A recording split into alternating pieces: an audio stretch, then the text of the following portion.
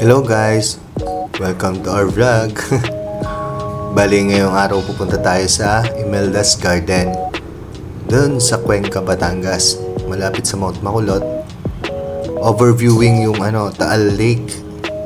Bali yan, nasa Emmanuel na tayo, Barangay Emmanuel, sa Cuenca, Batangas.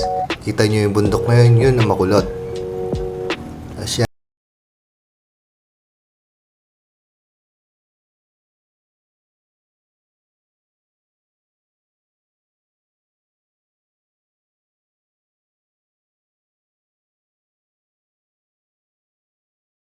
ayan tayo, naka-blue na motor. Yun ang Mount Makulot. Yan, ito yung view sa Imelda's Garden. Maganda siya. Ang entrance, pag adult is 150. Sa mga bata, 120. Open sila hanggang 8 ng gabi. Yun, may mga pagkain naman sa loob, kaso mga fishball ganun lang. Hindi pa kasi masyadong hindi pa gawa lahat. Ganyan, meron ding picture na kamay, overlooking yung yung Taal Lake yun, yung Taal Lake.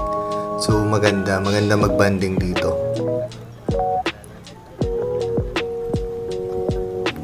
Ayan, tapos marami pa siyang mga view. Lakad lang kayo pababa. Ayan, lakad tayo. Fast forward natin.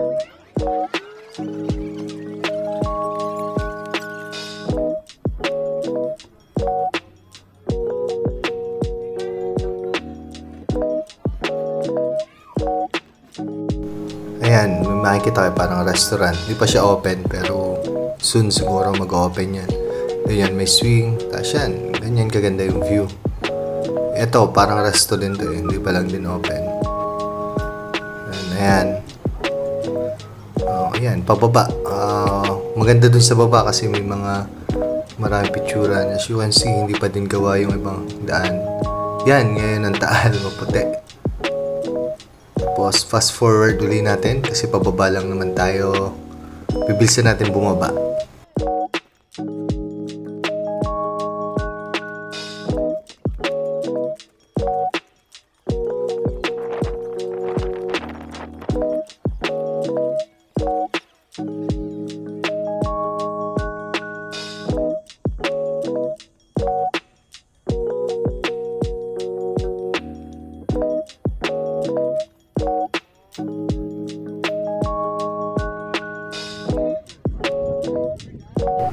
Ayan guys, kung gusto nyo may mga picturean din na ganyan, may mga puso para sa mga couple. Ayan, cute na mga bata.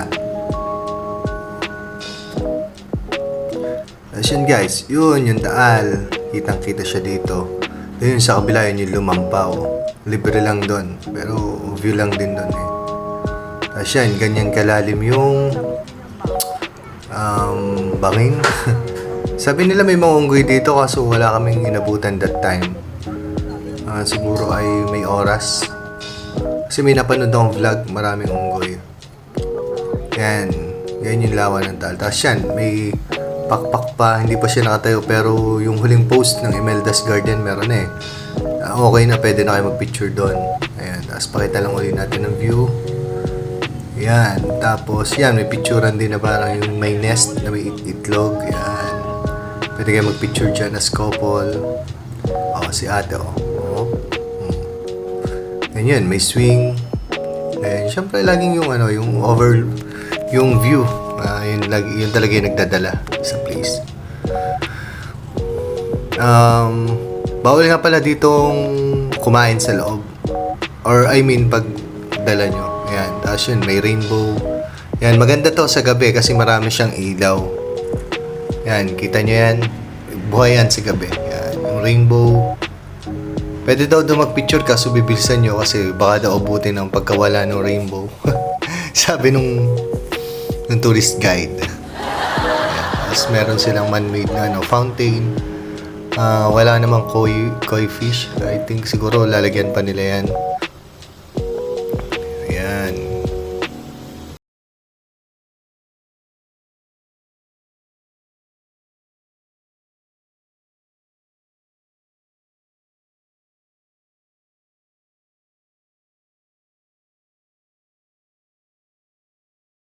Yan, yung mga stars, may ilaw, tapos may Imelda's Garden dyan. Ayun. Wala naman masyadong special, pero ayan, ganyan ang view niya sa gabi. Yun yung hotel, hindi pa siya tapos eh. Pwede ata dito mag-prenup, ganon. Pwede din siguro magpakasal dito. Ganapin yung mga event. Pwede naman kayo mag-inquire sa kanila sa Facebook page nila.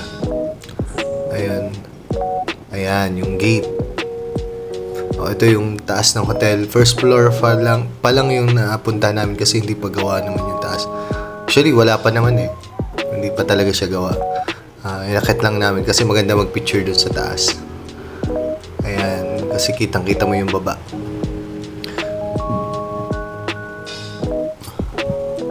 Ayan. Para mga ano na dito eh, mga 6 o'clock, 6 to 7 yung time. Ayan, ganyan. Yun. Yun, wala lang. Pinakita ko lang sa inyo kung ano yung view. Ayan. Mura lang siya guys. Sa 150 per head. Bye-bye!